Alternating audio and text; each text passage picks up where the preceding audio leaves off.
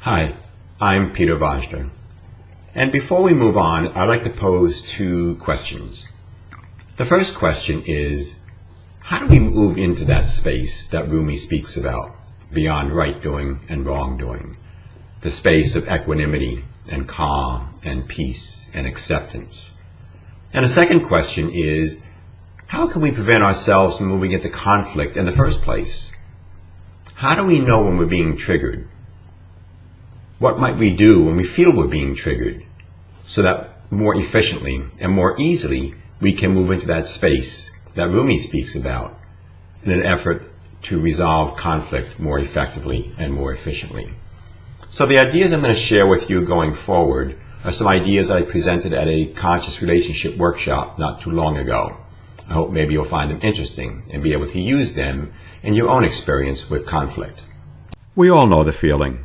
You're in the middle of a conversation, pleasant, collegial, or perhaps serious but respectful, when all of a sudden it goes south. Someone hit a nerve. Everyone has these experiences where, when a nerve is touched, a reaction is triggered. We become vulnerable. Most of the time, these experiences are not overly sensitive. Even though we do react when triggered, our reaction is but fleeting. But we all have at least one or two places where the rawness is a 10 on a scale of 1 to 10. Ouch! Psycho-emotionally, our reactivity is most often due to our feeling of being ignored or abandoned, unseen, unheard, or dismissed. And this reactivity is based on some experience in our past, and this earlier wounding now leaks out when someone in our present life touches that same nerve.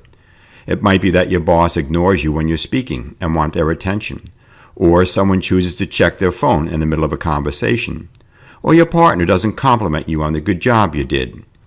Your reaction in these situations is directly related to those times you were ignored or dismissed as a young child, and these activities now leak out whenever we feel unseen, unheard, or unsupported. What's interesting and important is many of us have become numb to the raw spots we have. What we are aware of more commonly is our reactivity, our shutting down, lashing out, or moving away, emotionally, verbally, or literally, sadness or fear. So we're all walking around with these raw nerves, and we engage in this dynamic of rubbing up against one another's raw spots unintentionally and unaware, triggering one or another over and over with these destructive interpersonal dynamics.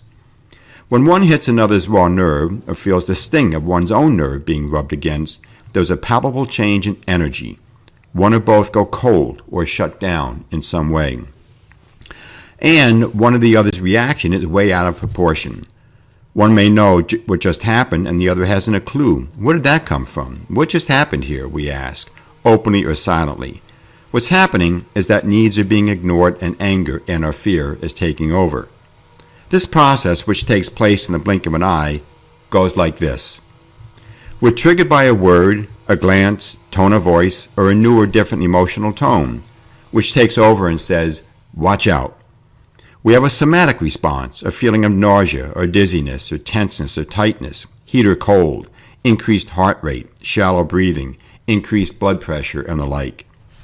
Our mind tries to make sense of our physiological reactivity, and we move toward, away from, or against the other. That is, anger leads to fight, shame leads to flight, shut down, withdraw, or we leave, and sadness leads to let go. The way to regain balance, harmony, and self-control and move towards equanimity is to take time, a lot of conscious time, to explore what throws us off, when we all of a sudden feel unsafe, unheard, or unseen, leading us to become reactive. To regain balance, harmony, self-control, and equanimity consciously, we need to inquire into the ouch. What did the other say or do that triggered my reaction? What sensations did I experience in my body? Not only what did I think, but how did I feel? Does this physiological sensation help me to name my experience? A metaphor, for example, it felt like, fill in the blank. What is my inner dialogue when my being triggered happens? What's the meaning or story I come up with? Then, what did I do? What action did I take? And then think about your history. Did I experience this raw spot when I was young with my parents or primary caregivers? Did I experience this raw spot when I was young with my siblings, teacher, peers, or others? Can I see this person from my past now inside or as an overlay on the current person triggering me?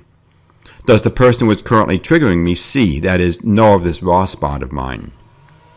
When the roles are reversed, do you know of your partner's raw spots or what you do to irritate them? Have you ever shared this with your partner or someone else?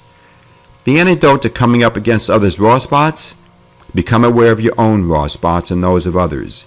Share these raw spots with those others in a way that allows you to feel safe, yet honest and self-responsible. And choose behaviors that keep you from behaving in negative ways. So we see now that our triggering is really a function of some event in our childhood, our history, our memory, or experience that is leaking out now in our adult life, at work, at home, at play, or in relationship. We're not really so much aware of our raw spots as we are of simply being unconsciously reactive, moving into a fight, flight, or freeze mode. And in this place, we're really unconscious. We're not thinking, we're not reflecting, or are engaged in knee-jerk reactivity to what is going on. But we also see at the same time that there are tools, there are self-reflective questions and steps and processes that we can go through to bring ourselves to a much higher level of awareness, self-awareness, self-consciousness. And in this place, then, we can choose to decide what we want to do in this moment, right here, right now, in terms of moving into that field that Rumi talks about, or move away from that field that Rumi talks about. We can choose to be mature, adult, in the way we approach our conflict. We can choose to be mature physically, mentally, spiritually, emotionally, and psychologically, and come to our conflict from that place. Or we can choose to be the 4, 5, 6-year-old little boy or little girl. So at this point, you're either going to make unconscious choices that take you into more conflict and struggle, or you'll make conscious choices that will take you into more positive learning, growth, and development. And for many of us, the unconscious path is our default choice based on our past history, memory, and experiences. It's what was modeled for us as we were growing up, and we make this choice unconsciously. But we can take a different path, the conscious path that allows for learning and growth and transformation. For example, say you're in a conversation with your partner or a boss or a good friend, and you begin to feel a strong sense of fear or abandonment, which causes you to want to take control of the situation. You're at a choice point. You can choose to withhold your experience from the other, you shut down and pull back, and begin to blame the other for the conflict. And this withhold, withdraw, and project pattern at the choice point is what keeps you from resolving conflict. At this point, you have chosen the unconscious path. To go down the conscious path, on the other hand, you become aware of what you're feeling, what you're thinking, what's going on in your body. You tell the truth to it about the other and take responsibility for your part of the issue. It's important to remember that at the choice point, it comes around again and again in our relationships, at work, at home, and in the world. And these are opportunities to learn, to grow, and to transform.